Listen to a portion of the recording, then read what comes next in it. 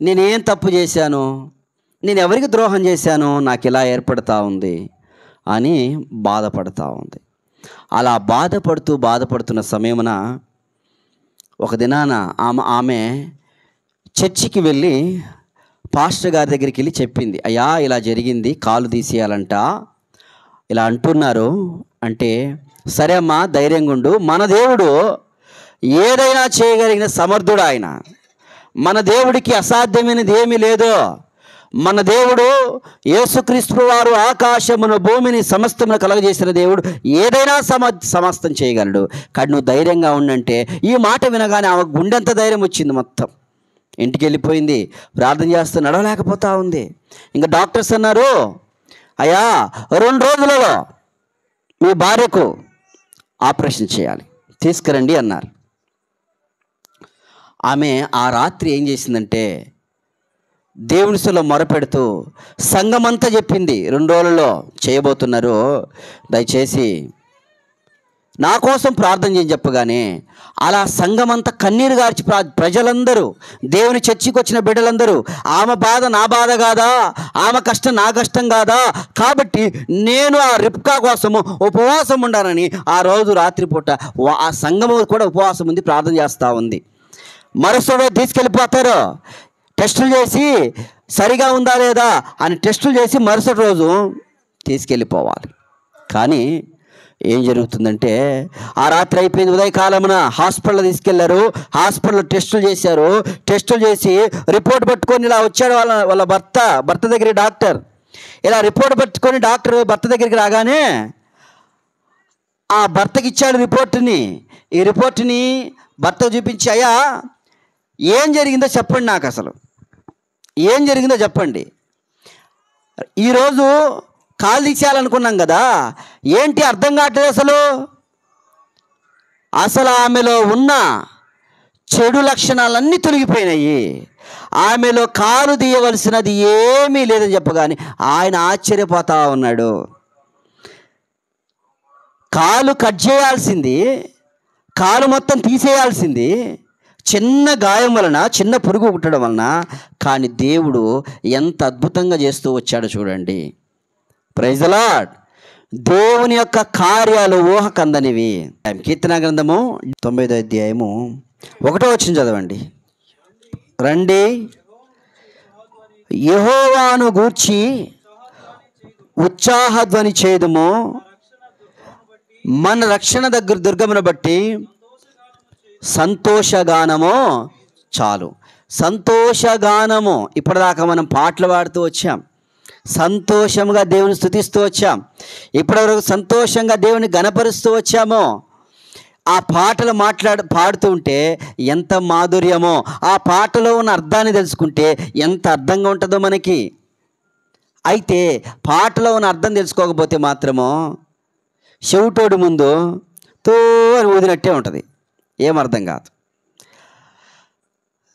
దేవునికి సంతోషగానము చేయటకు ఈ కుటుంబము దేవుని కొరకు తీర్మానించుకుంటూ వచ్చింది. అయితే ఈ కుటుంబంలో దేవుడు ఏం చేశాడు, ఈ యొక్క కుటుంబంలో ఈ యొక్క స్తుతి కొడుకును పెట్టుకోవడానికి కారణం ఏంటి అంటే, కీర్తన గ్రంథము 107వ అధ్యాయము 31వ వచనం చదవండి. కీర్తన 107:31. ఆయన కృపను బట్టి నరులకు ఆయన ఆశ్చర్యకారణలు బట్టి వారు యెహోవాకు కృతజ్ఞతాస్తుతులు చెల్లించెదరు. Praise the Lord. చూడండి, ఆయన కృపను బట్టి నరులకు ఆయన ఆశ్చర్య కార్యములు బట్టి ఏం చేశాడు దేవుడు అంటే, ఆశ్చర్య కార్యాలు చేశాడు. ఈ కుటుంబంలో అనేకమైన ఆశ్చర్య కార్యాలు దేవుడు ఈ కుటుంబంలో చేస్తూ వచ్చాడు. ఎవరు పాడుతున్నాడు ఈ పాట? మోషే. ఇశ్రాయేలు ప్రజలు పాట పాడుతున్నా, అయ్యా నీ కృపను గూర్చినే పాడెదన్. దేవుని గూర్చి, ఆయన కృపను గూర్చి, ఆయన ఆశ్చర్యకార్యాల గురించి వారు పాట పాడుతూ ఉన్నారండి. మరి నీ జీవితంలో ఈ ఆశ్చర్యకార్యాలు జరగాలంటే ఆశ్చర్యకరుడు ఎవరో తెలుసుకోవాలా. ఆశ్చర్యకరుడు ఎవరో? ఆకాశమును భూమిని సమస్తమును సృష్టించిన దేవుడు ఎవరైనా లోకములో ఉన్నారా అని వెతకాలి మనం. మనిషికి ఆలోచన రావాలా, ఎవరు ఆశ్చర్యకరుడు, ఎవరు నన్ను పుట్టించిన దేవుడు, ఎవరు ఈ ఆకాశాన్ని కలగజేసింది, ఎవరు ఈ జంతువును కలగజేసింది, ఎవరైనా ఆలోచించగలుగుతున్నారా ఒక్కరైనా అంటాడు దేవుడు. ఎవరైనా సృష్టికర్త గురించి తెలుసుకుంటున్నారా, సృష్టికర్త గురించి ఎవరైనా గ్రహిస్తూ ఉన్నారా, ఎవరైనా పుట్టించాడో, మనం ఎలా వచ్చామో, ఈ భూమి అంతా ఎలా వచ్చింది అని ఏ మానవుడు కూడా ఆలోచించుకోలేకపోతా ఉన్నాడు. ఏదో మన పితరులు చేసినట్లుగా మనము కూడా వారిని ఆరాధిస్తూ వద్దామా, మన యొక్క తాతలు ముత్తాతలు చేసినట్లుగా మనము కూడా అలానే సాగిస్తూ వద్దామా? కాదు.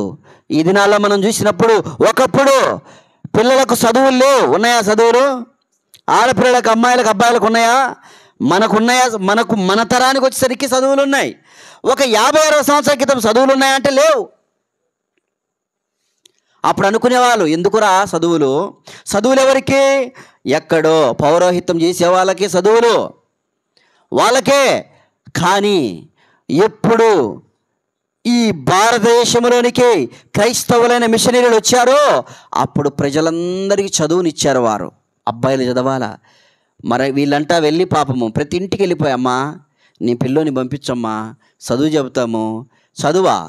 అది మాకెందుకయ్యా, మేము కూలి పని చేసుకుంటున్నాము, ఏదో పంట వేసుకుంటున్నాము, బాగుంది మాకెందుకని ఆ వచ్చిన క్రైస్తవులైన బ్రిటిష్ వారిని, క్రైస్తవులైన అమెరికా, ఇంగ్లాండ్ వాళ్ళని అట్లా పెట్టేవారు. కానీ వాళ్ళు బతిమిలాడుకుండేవారు, అమ్మా రెండమ్మా చదువుకుందరు, చదువుకుంటేనే మీకు భవిష్యత్తు, చదువుకపోతే భవిష్యత్తులని భారతదేశానికి వచ్చి వారు ఈ చదువుని నేర్పించారు. మనకి చదువు నేర్పించారు, ఇంగ్లీష్ నేర్పించారు, తెలుగు అబ్బాయిలు చదువు తెప్పించి తర్వాత అమ్మాయిలు కూడా చదువులు నేర్చుకున్నారు. ఈరోజు ఇంగ్లీష్ మీడియానికి పల్లెటూరులో ఉన్న పిల్లలు కూడా గవర్నమెంట్ స్కూల్ పంపిస్తున్నారా? లేదు. ఎందుకు పంపిట్లా? ఇంగ్లీష్ మాట్లాడండి మా పిల్లలు, ఇంగ్లీష్ మాట్లాడాలా మా పిల్లలు కాబట్టి పంపించాలా అని పంపిస్తున్నాము. కాన్వెంట్కు డబ్బులు కట్టాలా, స్కూల్ యూనిఫామ్కు డబ్బులు కట్టాలా, అయినా కూడా పక్కన బడికి పంపించాం, డబ్బులు కట్టి పంపిస్తాం. ఎందుకు? బాగా చదువుకోవాలని అర్థం. బాగా చదువుకోవాలి, చదువుకొని మంచి స్థాయిలోకి రావాలి, చదువు వలననే జీవితం బాగుండేదని అనుకుంటూ వచ్చారు. ఎవరు దేవుడు? ఆ దినాల్లో చదువు వద్దనుకున్నారు, ఇప్పుడు చదువు నేర్చుకోవాలనుకుంటూ ఉన్నారు. యేసుక్రీస్తు ప్రభువారు ఎవరు? ఆయన పేరేమిటంటే ఆయన పేరే ఆశ్చర్యకరుడంట. ఆశ్చర్యకరుడు. ఆయన ఆశ్చర్యకారాలు చేసేవారు. లోకములో ఉన్న వారందరూ గ్రహించవలసిన విషయం ఏంటో తెలుసా? మనము ఎలా పుట్టాము, ఎలా వచ్చాం, ఎవరు నన్ను కలగజేశారు, ఈ మానవ సంతతికి మొత్తానికి ఎవరు? ఈ మధ్యకాలంలో పరిశోధనలు చేశారు. ఏం పరిశోధనలు చేశారు తెలుసా? ప్రపంచంలో ఇంతమంది జనాభా ఉన్నారు, ఇన్ని మతాలున్నాయి, ఇన్ని కులాలున్నాయి, ఇంతమంది దేవతలు, దేవుళ్ళు అనేవారు చాలామంది ఉన్నారు. మరి వీళ్ళల్లో కలగజేసిన దేవుడు ఎవరు, మనిషిని కలగజేసిన వారు ఎవరు అని శాస్త్రవేత్తలు పరీక్షించారు. పరీక్షిస్తే నాసా శాస్త్రవేత్తలు, ఇంకా కొంతమంది శాస్త్రవేత్తలు, డాక్టర్స్, సైంటిస్టులు పరీక్షించారు ఎవరు కలగజేసింది. అరే దేశానికి ఒక దేవుడు ఉన్నాడు, ప్రాంతానికి ఒక దేవుడు ఉన్నాడు, అనేక చోట్ల దేవుడు అని చెప్పుకొని మనం చేస్తూ ఉన్నాము, కనబడిన దాన్ని ఆరాధిస్తూ ఎవరు ఇంతకి అని సెర్చ్ చేశారు. సెర్చ్ చేస్తే వాళ్ళు ఏం చేశారు తెలుసా? మొట్టమొదటిగా మనిషిలో ఉన్న మట్టిని తీసుకున్నారు. మనిషిలో మట్టి ఉంటుందా లేదా? ఎట్టుంటుంది? ఎట్టొస్తుందమ్మా మనిషిలో మట్టి? ఎట్టొస్తుంది? రుద్దితే వస్తుంది కదా. 2-3 రోజులు స్నానం చేయకపోతే అప్పుడు వస్తుంది ఇంత మట్టి. ఆ మట్టిని వారు తీసుకొని పరీక్షించారు. దేన్ని బట్టి పరీక్షించారు తెలుసా? మరలా భూమిలో ఉన్న మట్టిని తీసుకున్నారు. భూమిలో ఉన్న మట్టి జిగటగల మట్టి, ఈ మట్టిని మనిషి మట్టిని తీసుకొని 2 పరీక్షిస్తే రెండిట్లో అణువులంట సేమ్ అట్లే ఉన్నాయంట. 2 అంట్ల అణువులు సేమ్ అట్లే ఉన్నాయి. ఎక్కడి నుంచి వచ్చాడు మనిషి? మనిషి వచ్చింది మట్టిలో నుంచి వచ్చాడండి. మట్టిలోండి దేవుడు మనిషిని పుట్టించాడు. మట్టిలోండి మనిషిని పుట్టించి ఆయన జీవవాయువును ఊదాడు. మనిషిలోకి జీవించే ఆత్మను వచ్చి ప్రవేశపెట్టాడు. ఇప్పుడు ఉదాహరణకి ఇప్పుడు నేను గనక చనిపోయాను అనుకోండి, చనిపోయిన తర్వాత ఈ మట్టిలోకి నన్ను పెట్టేస్తాడు. నాలో గనక ఈ గాలి లేకపోతే నాకు విలువ ఉంటుందా విలువ? గాలి ఉన్నంతసేపే, మనిషిలో ఈ అవయవం వాయువు ఉన్నంతసేపే కానీ మనిషికి విలువ. ఆ తర్వాత ఎత్తండి అని అంటారు. 2 రోజులకి, 2 రోజులు కూడా ఉంచరు. సాయంత్రానికి కంపు కొడుతుంది, ఎత్తంటారు. మనిషి జీవితం అలాంటిది. మానవుడిని దేవుడు కలగజేశాడు. మానవుడిని తన ఆ వాయువు, తన యొక్క గాలిని పోసి నిర్మిస్తూ వచ్చాడు జీవవాయువును. ఆశ్చర్యకరుడు ఆయన. ఆ దేవుని గురించి తెలుసుకోవాలి. యేసుక్రీస్తు, ఆ దేవుడి పేరు ఏం పేరండి? యేసు ప్రభువు. ఏం పేరు? యేసు ప్రభువు. చెప్పండి గట్టిగా, ఆ దేవుడి పేరు ఏం పేరు? యేసు ప్రభువు. యేసు ప్రభువా నువ్వు నాకు కావాలి అంటే ఆయన నీలోకి వస్తాడు. మనం బ్రతికే దినాలు కొన్ని రోజులే, జీవించే కాలం కొన్ని రోజులే. కొంతసేపు బ్రతుకుతాము, అంతలో మాయమైపోతాము. కొంతసేపు కనబడి అంతలోనే మాయమయ్యే, కొంతసేపు కనపడి అంతలో మాయమైపోయే ఆవిరి వంటి వారి మనము. ఇప్పుడే పాడినాం కదా ఒక పాట, ఓ మానవా ఒకసారి ఆలోచించుకో, నీ జీవము ఏ పాటిది నీ జీవమో, ఏ పాటిది నీ జీవం. ఆయన ఆశ్చర్యకరుడు. యేసుక్రీస్తు వారు మనుషులను పుట్టించి భూమి మీద కలగజేసి భూలోకంలో మనుషులు పుట్టించాడు. ఇన్ని కోట్ల మంది ప్రజలున్నారు, ఇంతమంది ప్రజలున్నారు. ఆ ప్రజలందరూ కోరుకోవాల్సింది ఎవరో తెలుసా? దేవుడు ఎవరు? ఇది మనిషి తెలుసుకోవాల్సింది. ఎవరు దేవుడు? నేను ఎలా వచ్చాను? వచ్చిన నేను ఏమి చేయాలో భూమి మీద బతికి నేను ఎక్కడికి వెళ్తున్నాను అనే ఆలోచన ప్రతి మానవుల్లో కలిగి ఉండాలి. ఆయన పేరు ఆశ్చర్యకరుడు. ఆయన మనిషిని పుట్టించాడు, తర్వాత భూమి మీదకి వచ్చాడు. భూమి మీదకి వచ్చి చనిపోయిన వాడిని బాగు చేశాడు, చనిపోయిన వాడిని లేవనెత్తాడు. ఓ లాజర్ బయటికి రా. 4 రోజులైంది రాజు చచ్చిపోయి, కంపు పడతా ఉంది. 4 రోజులు అయిపోయి చనిపోయిన లాజరు ఒక గుహలో లోపల ఉన్నాడండి, చాలా లోపల. యేసు వచ్చాడు, చూశాడు. లాజరేడు అంటే, అయ్యా చచ్చిపోయాడయ్యా లాజరు, 4 రోజులు అయిపోయింది లాజరు చచ్చిపోయి. అవునా? అయితే లాజర్ దగ్గరికి పోదామంటే వద్దులయ్యా, కంపు పడుతూ ఉంటుంది, చచ్చిపోయాడు ఎందుకు కానీ ఇంకా అని అంటే, లేదు పదండి లాజరు దగ్గరికి అని. ఆ సమాధి దగ్గరికి వెళ్ళి లోపల ఉన్న సమాధిలో ఉన్న లాజరు నిద్రపోతున్నాడు, ఏమైపోయినాడో తెలియదు, మనకైతే తెలియదు. కానీ దేవుడు అన్నాడు, లాజర్ కమ్, లాజర్ బయటికి రా అని చెప్పగానే ఆ లోపల ఉన్న లాజరు ఎట్లొచ్చాడో తెలుసా?